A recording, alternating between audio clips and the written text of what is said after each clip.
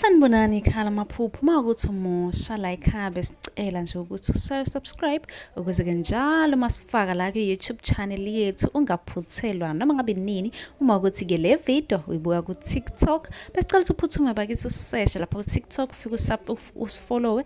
Ngijwayele ukuba live nje uzobona wonke amavidiyo amaningi, kodwa amavidiyo amaningi agcwele la ku-YouTube, so kwakho ukuthi usubscribe and turn on i-notification bell ukuze njalo uma ngifaka amavidiyo izothi nqinqi efonini yakho ukuze ubone ukuthi la sikhuluma ngani, ngoba wonke ama-comment eniwabuzayo ngizolokhu nje ngenza amavidiyo ungafaka. Uma-ke nawe ubuzile ungakayiboni impendulo yakho, scrolla semaningi amavidiyo engiwenzile, uzofika-ke lapho ubone mhlawumbe impendulo yakho, noma mhlawumbe uphuphe ungeza nawe uzoscrolla uzocinga impendulo. Ake ngiqhubeke ngichaze amaphupho eniwabuze kuma-comment section.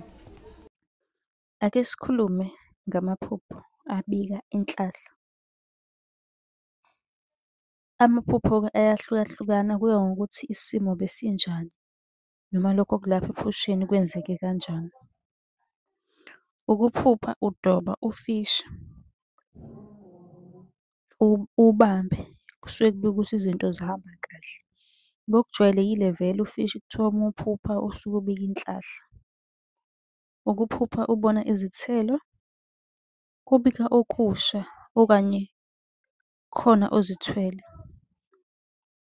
okusho ukuthi izithelo azihlali zibika ukuthi khona oyithwele. Kuyenzeka kubike ukuthi kunesimo esisha noma kuney'nguquko empilweni yakho. Ukuphupha uphiwa imali, kusho ukuthi-ke khona ofisa ukukupha inhlahla yemali. Ukuphupha uphasile esikoleni, usuke uphumelele kulokhu okwenzayo, kusho ukuthi-ke uzophumelela noma uwumuntu ozamayo kuzomele uzame kakhulu kuzohamba kahle kuzophumelela.